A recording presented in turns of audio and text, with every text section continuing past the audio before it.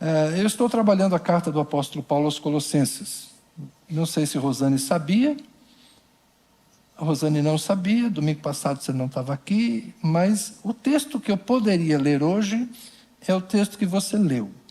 Mas eu decidi na minha casa que eu não vou ler esse texto e que eu saltaria esse texto para ler Colossenses a partir do capítulo 2. Então é muito interessante que Rosane leu a parte do final do capítulo 1, e eu, na minha reflexão ao longo da semana, já vinha pensando em trabalhar a partir do capítulo 2. Por que nós gostamos tanto das cartas de Paulo? Jesus, como vocês sabem, não deixou o texto escrito. Os evangelhos são relatos feitos pelos discípulos de Jesus ou por seguidores destes discípulos, a partir da vivência, da experiência, do convívio com Jesus. Então nós temos as palavras de Jesus escritas por aqueles que ouviram acerca dele. Mas antes mesmo dos evangelhos serem escritos, as cartas de Paulo, na sua maioria, já estavam escritas.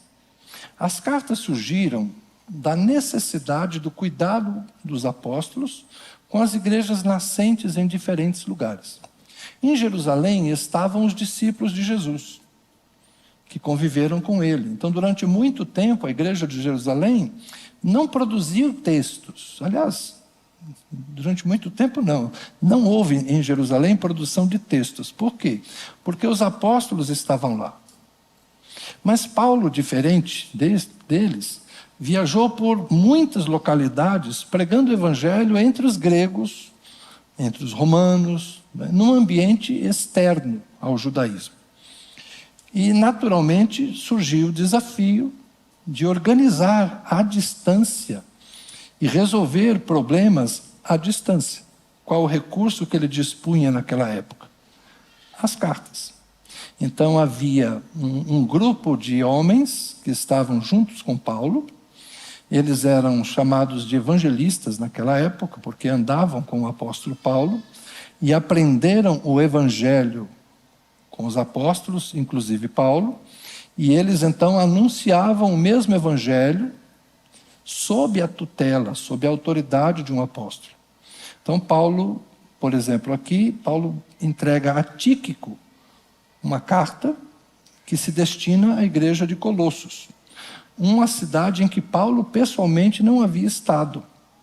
Epáfras é o evangelista que começou a igreja em Colossos.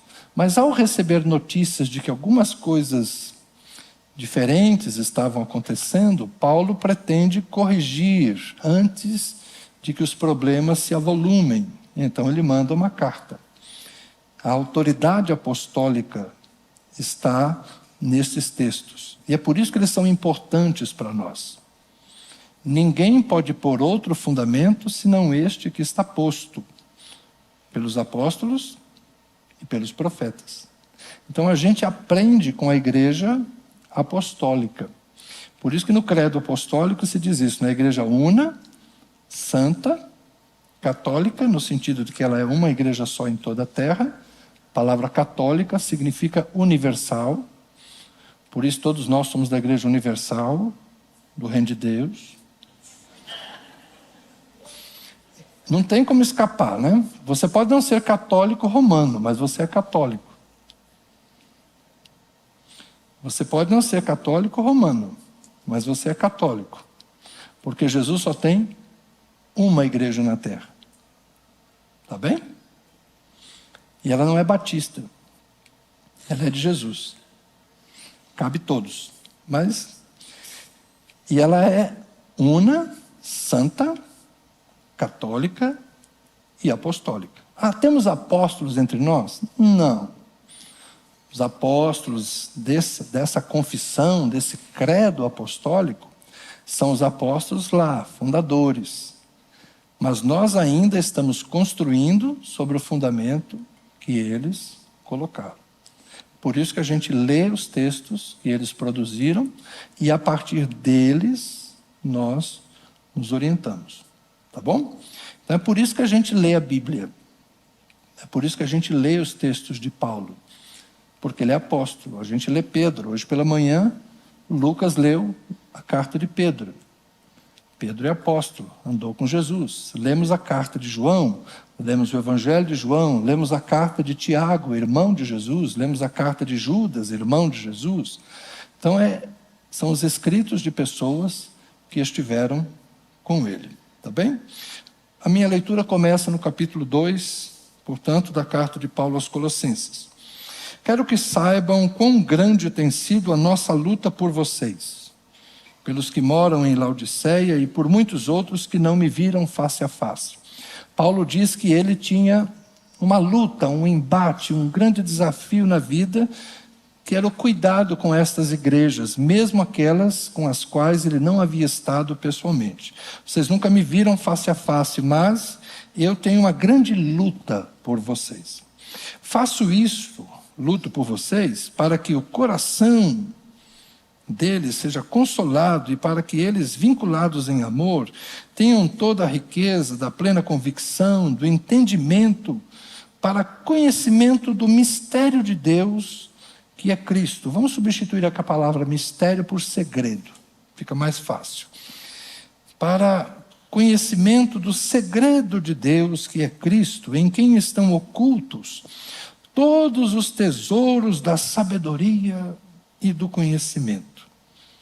Digo isso a vocês para que ninguém os engane com argumentos falaciosos, porque, embora ausente em pessoa, em espírito, estou com vocês, alegrando-me e verificando a boa ordem de vocês e a firmeza da fé que têm em Cristo. Vamos parar um pouquinho por aqui.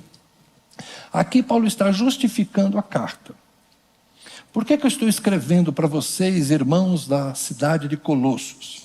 Eu nunca estive com vocês pessoalmente. Eu não conheço vocês pessoalmente, vocês não me conhecem, mas eu estou numa grande luta por vocês, pelos de Laodiceia, era uma cidade muito próxima, assim como Filadélfia, são 3 cidades vizinhas na Ásia Menor, na atual Turquia.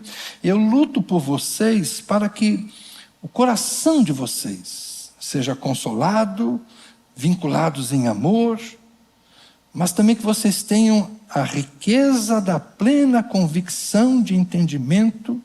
Olha, a riqueza da plena convicção de entendimento, juntando tudo para que vocês compreendam, para que vocês saibam acerca do quê?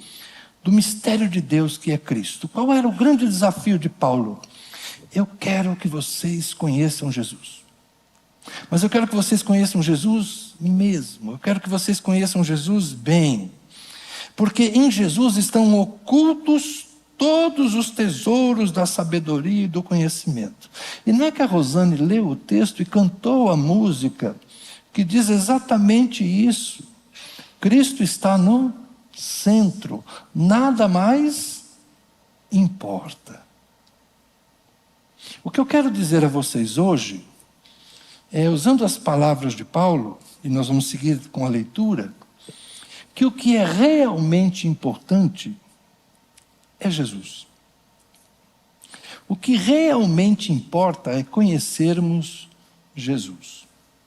Como eu venho dizendo a vocês, falei semana passada, o Evangelho é Jesus, o Evangelho é uma pessoa, o Evangelho é um relacionamento, o Evangelho é uma experiência, o Evangelho essencialmente é termos esta convicção de que a palavra de Deus encarnada, o Verbo, a palavra, se fez carne e habitou entre nós, a palavra de Deus encarnada, o Filho de Deus, chegou a nós.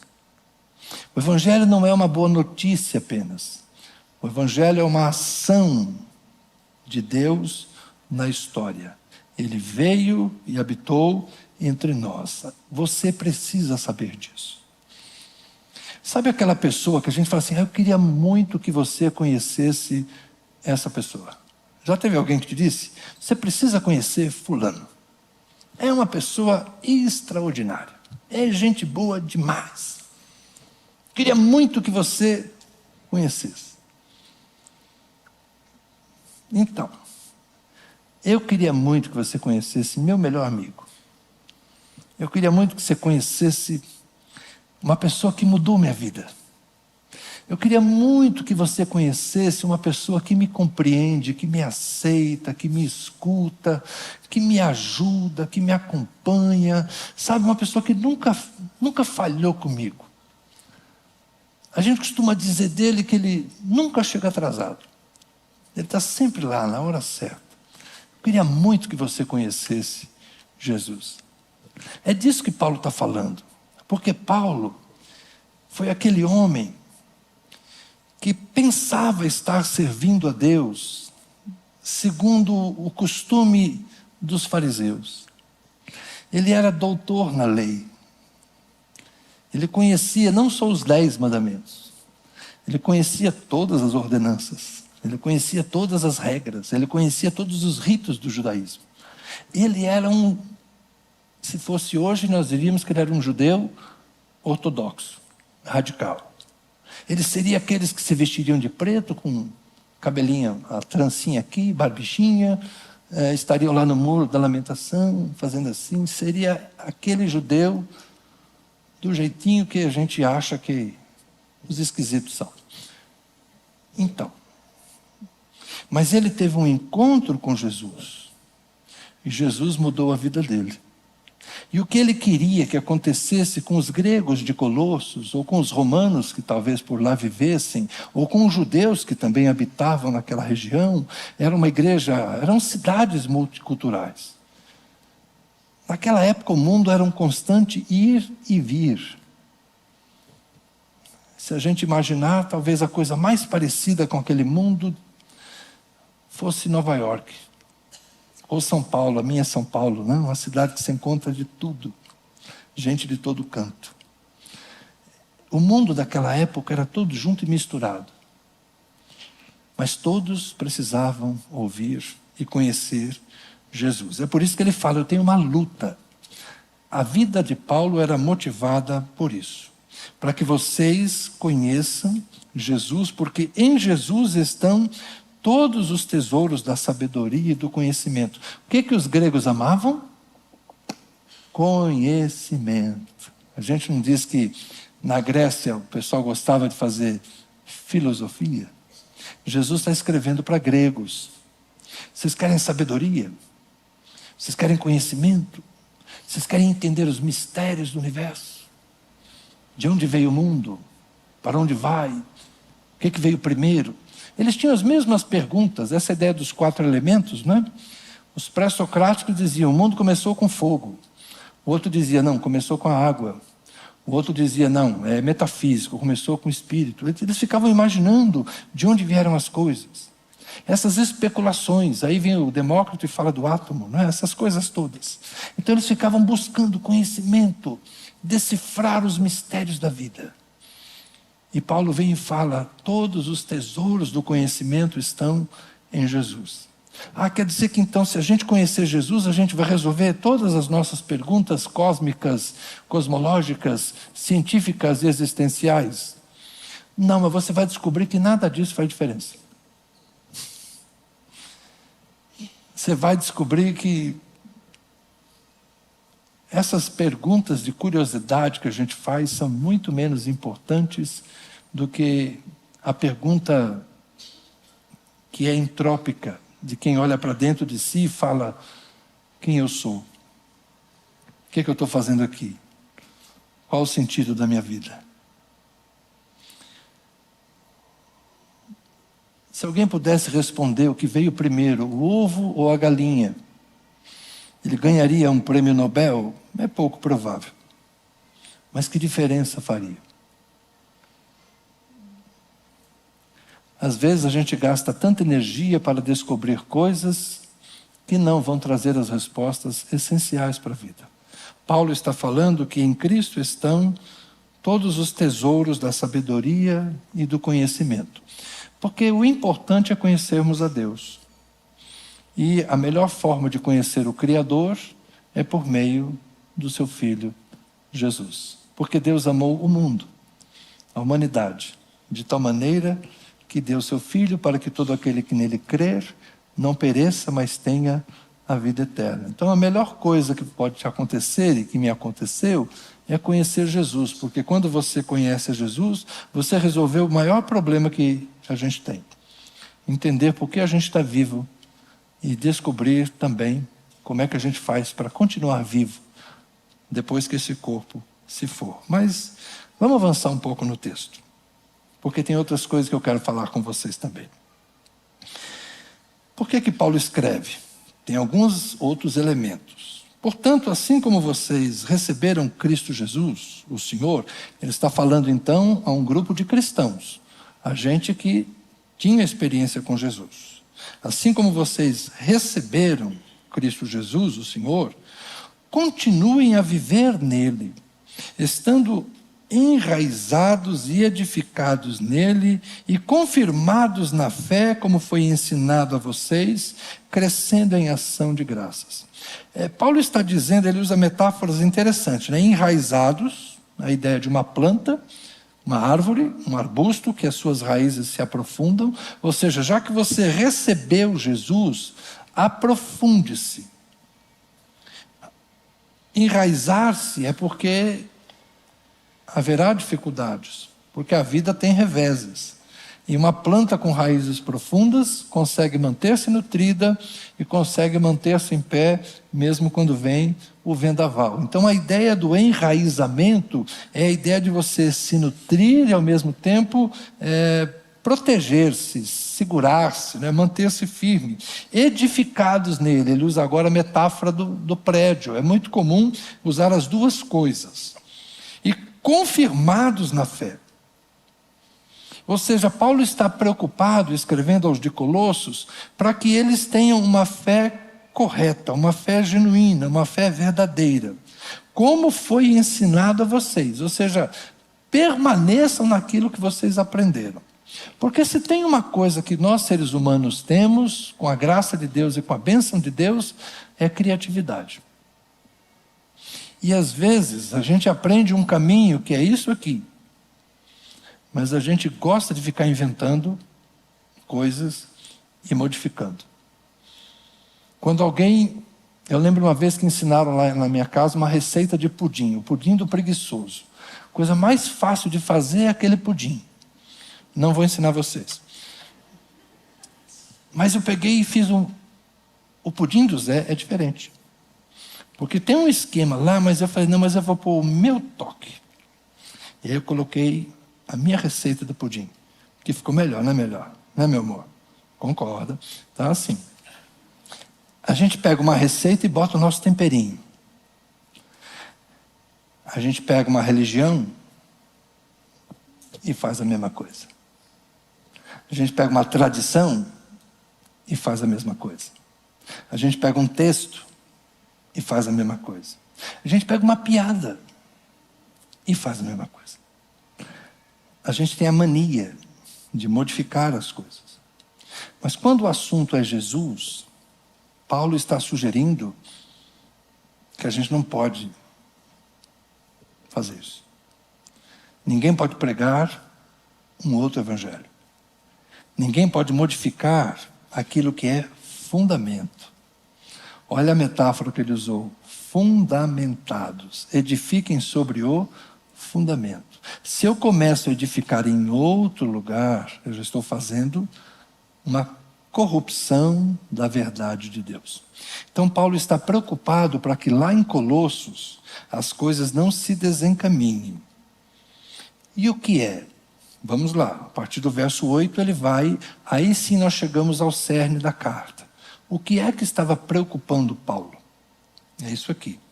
Tenham cuidado para que ninguém venha a enredá-los, a metáfora da pesca, o peixe apanhado na rede, ou um animal capturado numa rede, ninguém venha enredá-los com a sua filosofia e vãs sutilezas, conforme a tradição dos homens, conforme os rudimentos do mundo, e não segundo Cristo. Porque Paulo está escrevendo uma comunidade de gregos que tinham as suas tradições filosóficas, tinham as suas tradições culturais, tinham as suas formas de ver o mundo, e de repente chega o Evangelho de Jesus Cristo. E a gente sabe que, eu estava pensando essa semana e conversei hoje rapidamente na classe de EBD, convido vocês a virem para a nossa classe, é uma classe perigosa, mas é uma classe muito boa para você se sentir desafiado na reflexão, é muito profunda. O Evangelho é o líquido. Mas o líquido tem que ser transformado num vasilhame. O vasilhame é a cultura. Então nós recebemos o Evangelho, nós do Brasil, recebemos o Evangelho de duas formas. Os portugueses trouxeram na botija católica romana, principalmente o Evangelho dos jesuítas. Observe que nem toda vez o Evangelho que veio pelo ramo católico não é uniforme. Se ele vem no odre jesuíta, ele tem uma característica. Se ele vem num dominicano, na América Espanhola é diferente, né? Tem outra característica. Se vem num ramo franciscano, é outra característica. O odre às vezes muda, o vasilhame muda. Então, nós temos diferentes percepções. Embora o Evangelho seja o mesmo, ele é trazido dentro de uma cultura. O Evangelho para nós batistas veio por meio dos missionários norte-americanos. Mas em outros ambientes, por exemplo, a Assembleia de Deus, eram missionários suecos. Então nós temos diferentes aspectos culturais que foram importados. O Evangelho chegou para nós de um jeito. E agora nós, brasileiros, estamos evangelizando em outros lugares. O que é que a gente faz? A gente leva a nossa cultura também. Mas o Evangelho, embora ele vá contido numa cultura, ele não é exatamente a cultura, e ele também não é exatamente contra a cultura o tempo todo. Esse é o desafio do Evangelho. Paulo está falando aqui que ninguém vem enredá-los com filosofia, vã sutileza, conforme a tradição dos homens, conforme os rudimentos do mundo, porque é muito comum que a gente confunda as coisas. A gente pega a nossa tradição e diz que ela é evangelho. Na verdade, aquilo é só uma tradição nossa. E a gente junta as duas coisas. Tem hora que nós precisamos parar e fazer as contas. Não, isso aqui é negociável. Isso aqui é uma tradição cultural nossa. A gente pode negociar. Dá para ficar sem. Vamos usar um exemplo. Usar véu, as mulheres usarem véu quando iam à igreja. Na igreja católica, há anos passados, há décadas atrás, as mulheres usavam véu. Ainda hoje, na congregação que está no Brasil, no final da Terceira Avenida, as mulheres se cobrem com véu. Nós dizemos que isso é um aspecto cultural. Não é necessário. Então aqui, se alguém quiser usar o véu, vai usar. Vai ficar esquisito. Vai ser estranho. Alguém vai dizer, que irmã? Aquela lá que ora de véu. Vai ser isolada, não é? Houve uma época que nós vínhamos de terno à igreja. Nós pastores usávamos terno e gravata, eu mesmo. Já falei que quando eu era jovem, eu usava terno e gravata para que o pessoal me tratasse com mais respeito. Eu era muito novo, mas tinha que ter a aparência de alguém mais respeitoso. Então, terno e gravata. Agora eu estou velho, eu quero que vocês me considerem mais jovem. Então, eu mudei o visual. Eu mudei o conteúdo do Evangelho? Não, mas eu mudei o quê? A embalagem. Eu mudei a embalagem. Por quê? Porque eu não quero que vocês me vejam como velho. Ainda. De vez em quando eu vou apelar. Irmãos, me respeitem que eu sou idoso. Vocês estão entendendo? Paulo está preocupado que ninguém, por sua tradição, por sua filosofia, contamine o Evangelho entre os de Colossos. Seguindo. Por que ele não quer isso? Verso 9. Porque nele, Jesus, habita corporalmente toda a plenitude da divindade. Também nele vocês receberam a plenitude. O que é plenitude, gente? Plenitude é tudo. É a ideia de que tudo que você precisa, você recebeu em Jesus. Então Paulo está dizendo que ninguém enrole vocês, que ninguém contamine vocês, que ninguém coloque sobre vocês mais coisas, acréscimos, porque vocês já receberam Cristo. Nele, corporalmente, habita toda a divindade, e também nele vocês receberam tudo. Ou seja, você só precisa de Jesus. E aqui eu quero explicar por que alguns dizem de mim assim: o pastor José Carlos faz as coisas parecerem leves. O que significa isso? Porque tudo que você precisa é Jesus. É Jesus. Se você tem Jesus, eu não tenho nada mais que eu possa te oferecer que seja superior àquilo que você já tem. Então eu não quero lançar sobre vocês nenhum peso, porque tudo que vocês precisam, vocês já têm. Olha como o texto segue. Ele é o cabeça de todo principado e potestade. Aqui talvez ele é a fonte de todo principado e potestade. Ou seja, a autoridade maior é Jesus. Ninguém é maior do que ele. Então, se você já serve ao Rei dos Reis, ao Senhor dos Senhores, quem é outra pessoa que tem direito de colocar peso sobre você? A maior autoridade que existe no universo é a autoridade que rege a sua e a minha vida. Quem sou eu para colocar sobre você um peso se você é servo de Jesus? Seria inconveniente, seria ilógico, seria irracional eu dizer a você, faça isso, e você dizer, mas Jesus me disse para fazer aquilo. É por isso que quando alguns de vocês vêm para mim, ser pastor é muito divertido, gente. De vez em quando alguém chega para mim e fala assim, pastor, eu estava orando e Deus me disse para fazer tal coisa. O que o senhor acha? Eu não acho nada.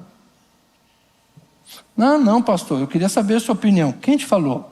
Deus. Falei, por que a minha opinião importa? Se você está dizendo que Deus falou com você.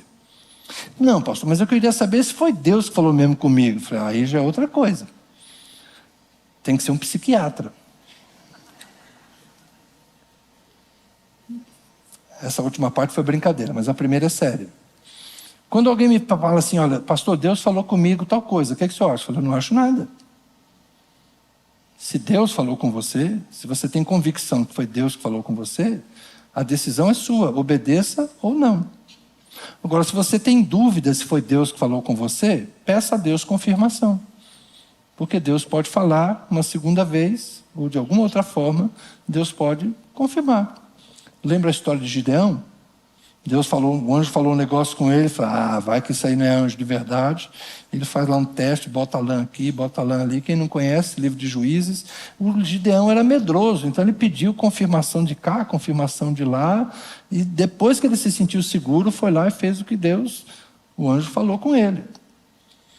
Então, o que eu quero dizer é, se você já tem Jesus, se Deus falou com você, por que a minha opinião importa?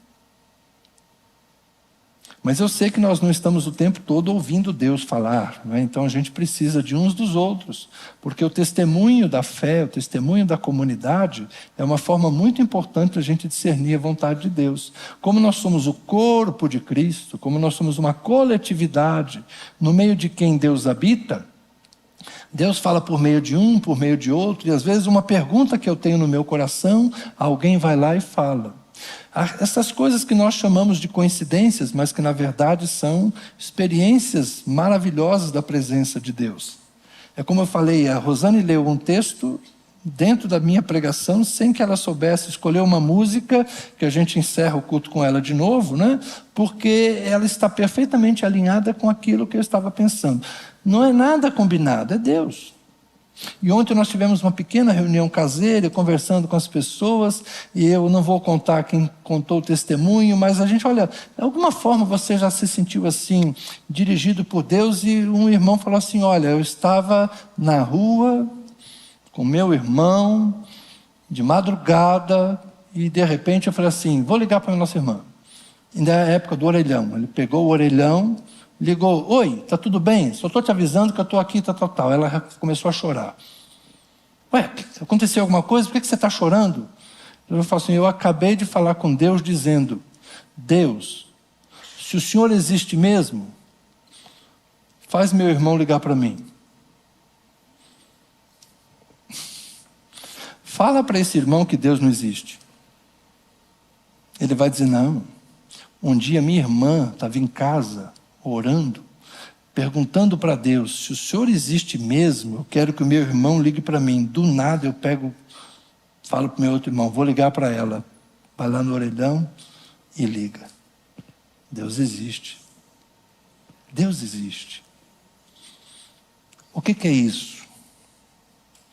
Isso é uma convicção, é uma experiência de que a gente tem relacionamento com Deus e que Deus fala com a gente. Vocês entendem? Deus fala com a gente. Então, quando alguém diz assim, Deus falou comigo, Deus falou com você. Amém. É importante que a gente tenha isso.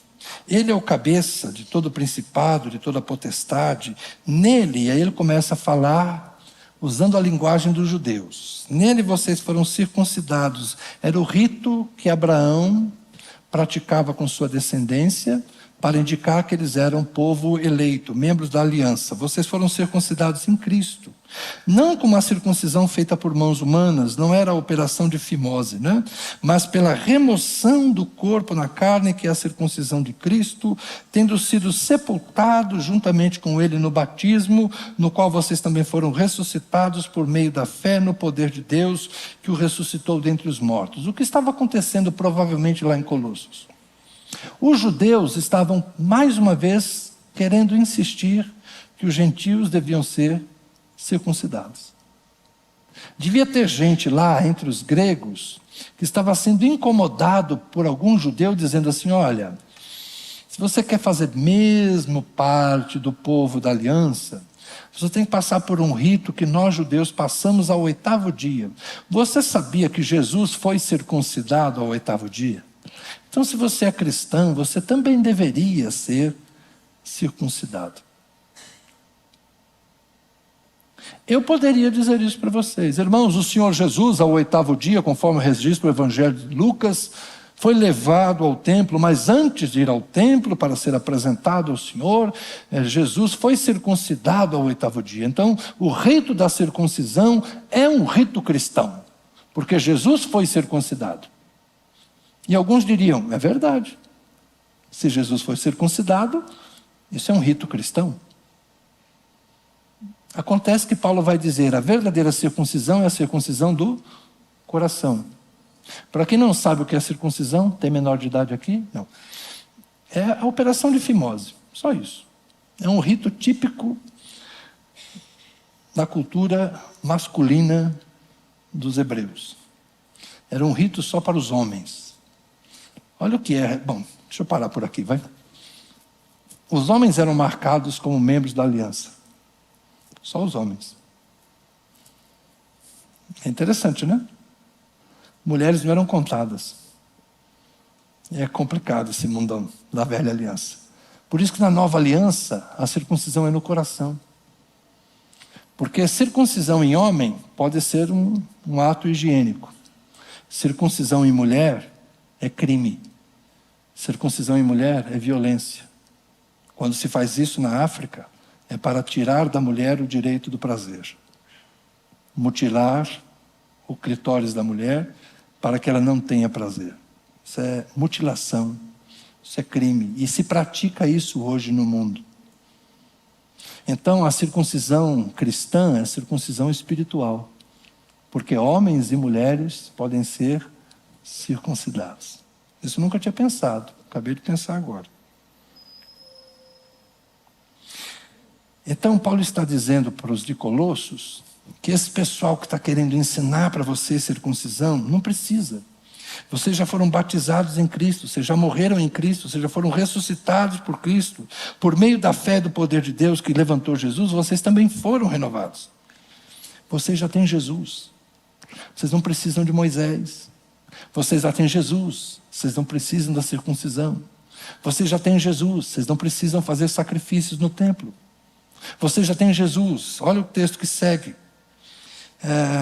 Deixa eu avançar um pouquinho mais. Verso 13. Quando vocês estavam mortos nos seus pecados, e na incircuncisão da carne, ele lhes deu vida juntamente com Cristo, perdoando todos os nossos pecados. Nessa época aqui, gente, o Templo de Jerusalém ainda existia. Você tem que pensar que tinha certos judeus que eram cristãos, que moravam fora, na diáspora, moravam talvez até lá em Colossos, em Éfeso, e eles deviam ficar sempre pensando, tenho que ir a Jerusalém, fazer os sacrifícios ou não? Mas minha mãe ia, meu pai ia, meu avô ia, Jesus ia. Quantas vezes Jesus estava lá no templo? Eu acho que eu tenho que ir lá no templo. As tradições. Pense como era difícil para um judeu que foi praticante desses ritos, ir lá comemorar Pentecoste, ir lá comemorar Páscoa. Resolver se tinha que fazer isso ou não. Era difícil. E Paulo é um cara resolvido. Paulo já tinha superado essas crises, mas ele sabia que muita gente não dava conta. Então ele tenta dizer para ele, olha, você não tem que ir lá oferecer sacrifício de pecado, porque Cristo já perdoou todos os teus pecados.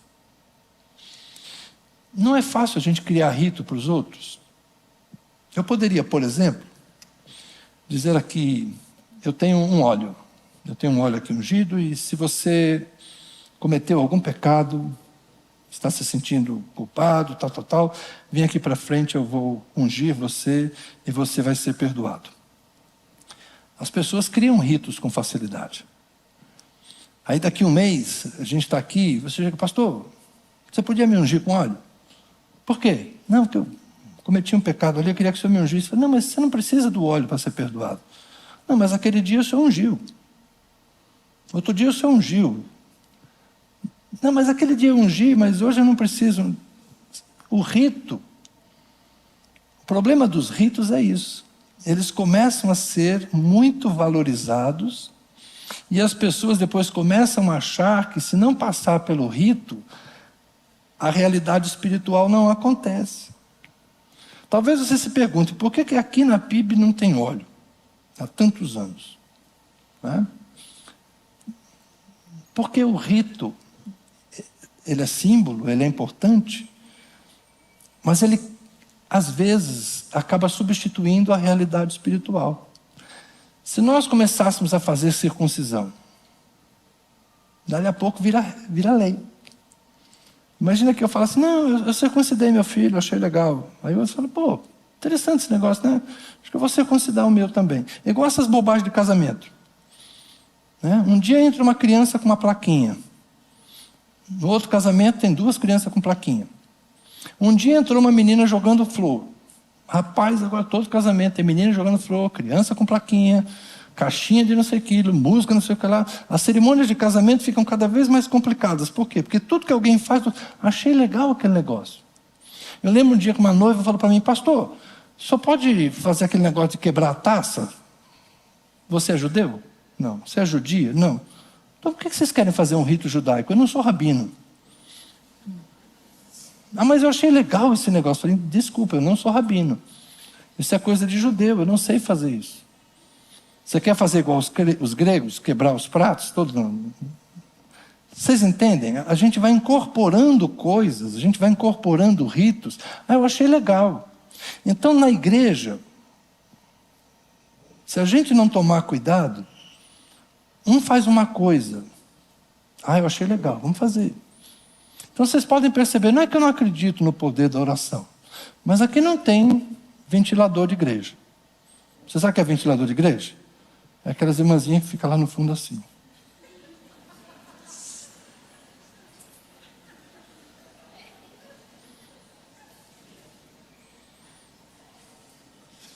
Eu acredito no poder da intercessão? Acredito. Eu acredito. A oração de um justo muito pode em seus efeitos. Eu acho importante que nós tenhamos um ministério de intercessão e de oração. Mas na hora do culto, que as irmãs estão aqui conosco, eu quero que elas cantem com louvor. Porque o louvor se preparou para que a gente cantasse juntos. E eu quero que na hora da pregação, elas escutem a pregação. Se elas estiverem aqui na hora do louvor e na hora da pregação, é a mesma coisa que elas não estarem. Então, quer orar? Ora em casa. Quer interceder? Terceiro em casa. Esses dias eu recebi uma... Eu sei que as pessoas fazem isso com boa vontade, né? O segredo de Spurgeon. Tinha 5.000 pessoas no domingo à noite. Mas o segredo de Spurgeon era uma reunião de oração que acontecia nas segundas-feiras, que 300 pessoas estavam lá reunidas para orar. Sem dúvida, isso é importante. Mas nem por isso Spurgeon deixava de gastar horas e horas preparando o seu sermão e escrevendo o seu sermão à mão e lendo o seu sermão, que era proferido lendo, de um jeito que se eu fizesse isso hoje, vocês diziam, o pastor não tem nem unção, cara. Ele escreveu o sermão dele. Spurgeon, por que nós temos milhares de sermões, milhares não digo, centenas de sermões de Spurgeon? Charles Spurgeon, pastor inglês, proeminente, um homem extraordinário em sabedoria. Por que nós temos os sermões de Spurgeon? Porque Spurgeon, durante a semana toda, ficava preparando um sermão, que ele provavelmente lia em, no máximo, 1 hora.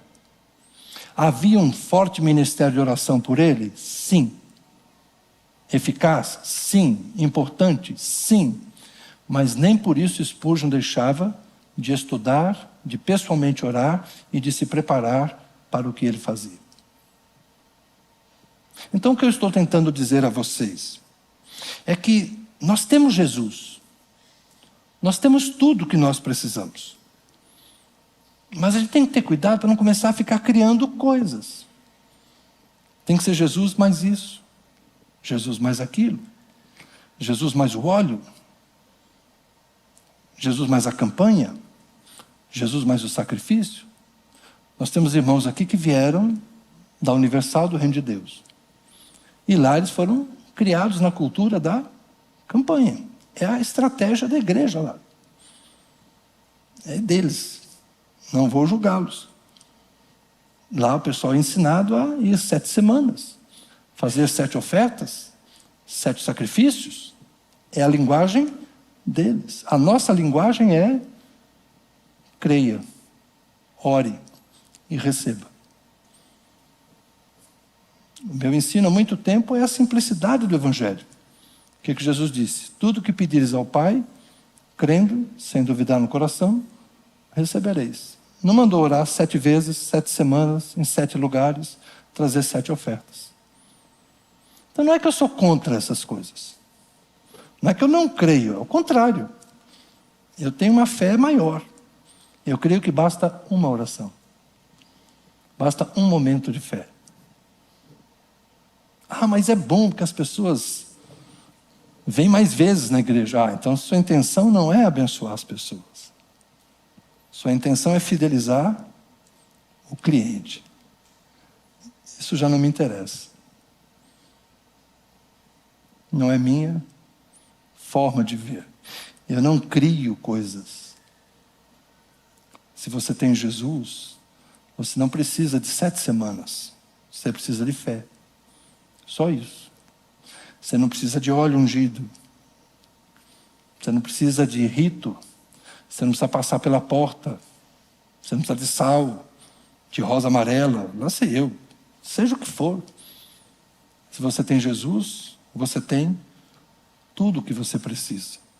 Mas não é só isso.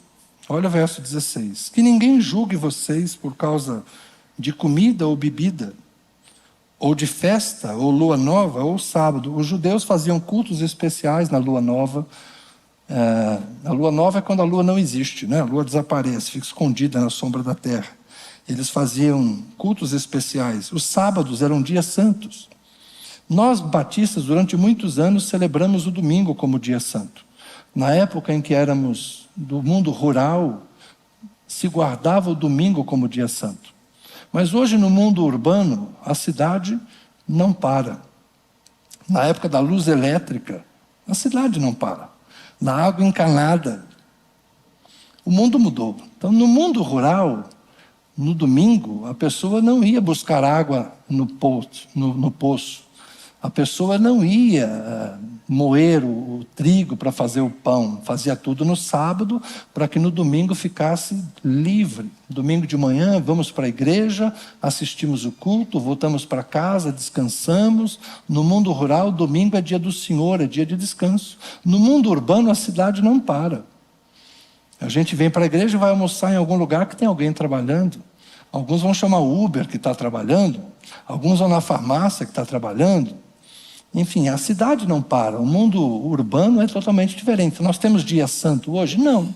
Nós trabalhamos 7 dias por semana e nós também servimos ao Senhor 7 dias por semana. Então nós não nos deixamos julgar por dia santo ou ausência de dia santo. Nós não nos deixamos julgar por festas e solenidades. Não, nós não temos uma festa especial que nós não podemos fazer. Nós não nos julgamos por estas coisas. Nós superamos essa questão dos alimentos, das dietas. Um judeu não comia carne de porco, a gente come feijoada sem culpa. Está tudo certo para nós. Não é? Esses ritos eram importantes na religião deles, mas o que Paulo está dizendo? Vocês têm Jesus. Como vocês têm Jesus, vocês não precisam fazer dieta, vocês não precisam se abster disso ou daquilo. E olha que Paulo, na carta aos Romanos, ele usa até uma certa moderação, tem muito judeu, muito amigo dele lá em Roma, então ele fala, olha, quem quiser guardar sábado, guarda. Quem considera todos os dias iguais, fique à vontade. Quem quiser fazer abstinência de alimentos, faça. Mas quem quiser comer de tudo, dando graças, coma. Cada um faça segundo o seu entendimento, cada um faça segundo a sua fé. Então Paulo sabia que era difícil mudar o costume do judeu. Mas ao mesmo tempo ele diz, grego, você não precisa fazer isso. As tradições, os costumes, as filosofias que eles têm não devem ser impostas a vocês. Então os americanos nos impuseram o paletó e gravata. Gente, olha o absurdo. No Piauí, em Teresina, pastor pregando de paletó e gravata. É um crime. Cuiabá, Manaus. Mas os americanos diziam, para você estar adequado na presença de Deus, terno e gravata. Cultura. Entenderam o que eu estou colocando? É igual colocar roupa em índio. Já contei para vocês, as mulheres foram fazer um evento lá com as índias, levaram lá umas camisetas para as índias e tentaram fazer um culto com as índias e foram fotografar. Mas, puxa, a gente vai fotografar, então as índias vão botar camiseta nas índias. Fizeram aquelas camisetas que as mulheres gostam de usar. O que as índias fizeram? Vestiram as camisetas e cortaram 2 círculos aqui para os seios ficar de fora, porque estava incomodando. Você tem que aceitar o índio como ele é.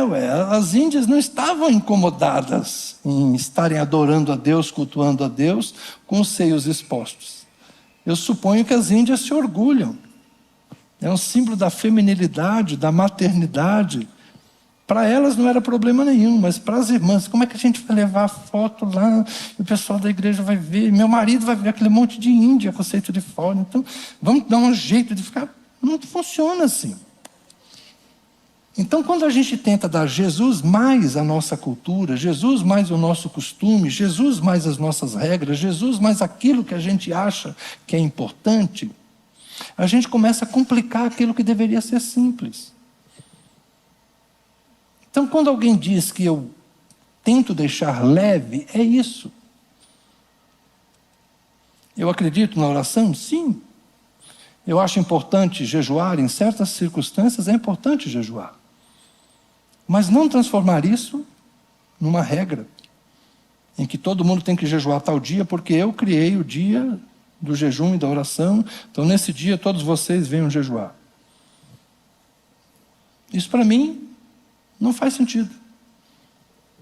Eu determinar qual é o dia que todos nós deveremos jejuar. E pela causa que eu entendo que todos vocês devam jejuar. Exceto se o Espírito Santo nos disser, orem por isso, jejuem por isso, porque eu acredito em profecia. Eu acredito que Deus pode falar à igreja. Está vindo um negócio aí, eu quero que vocês estejam preparados. Orem por isso, jejuem por isso, estejam firmes. mas não fazermos certas coisas apenas pelo hábito, pelo rito. Então, para mim, o Evangelho, gente, deve ser simplificado. O que Paulo está dizendo? Verso 18. Não deixem que ninguém se faça árbitro para desqualificar vocês, com pretexto de humildade e culto de anjos, baseando-se em visões, estando cheio de orgulho, sem motivo algum na sua mente carnal, e não retendo a cabeça, a partir da qual todo o corpo, suprido e bem articulado por suas juntas e ligamentos, cresce o crescimento que vem de Deus. Eu vou finalizar com esse texto. Olha o que Paulo está dizendo. Não deixem que ninguém, qualquer pessoa, seja eu, seja qualquer outro, que ninguém venha com pretexto de humildade, ou seja, com a ideia de que ele tem uma percepção melhor de Deus, que ninguém nos desqualifique, ou baseando-se em visões de anjos, cheios de orgulho, na sua mente carnal, sem reter o cabeça que é Cristo, ou seja, sem considerar que a igreja tem um dono, que é Jesus. Eu não posso jamais me esquecer, irmãos.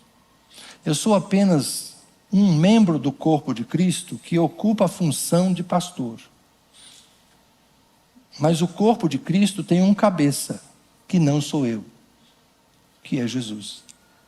Eu tenho uma função nesse corpo. Eu exerço uma atividade que tem a ver com liderar, tem a ver com ensinar, tem a ver com, de vez em quando, exercer uma autoridade diferente. Sim, ela me foi dada por vocês mesmos, quando me escolheram para isso. Eu devo a Deus a vocação, eu devo a Deus o chamado, eu devo a Deus o preparo, mas eu devo a vocês a autoridade de pastoreá-los. Vocês me escolheram para ser o vosso pastor, enquanto bem servir. Essa autoridade me foi dada por vocês. Vocês me escolheram para ser o pastor de vocês. Então, é na autoridade que vocês me deram que eu os pastoreio. Mas o cabeça da igreja não sou eu. O cabeça da igreja é Jesus. E se eu perder isso de vista, aí eu estarei agindo de uma forma inadequada. Então, nós temos que ter consciência que ninguém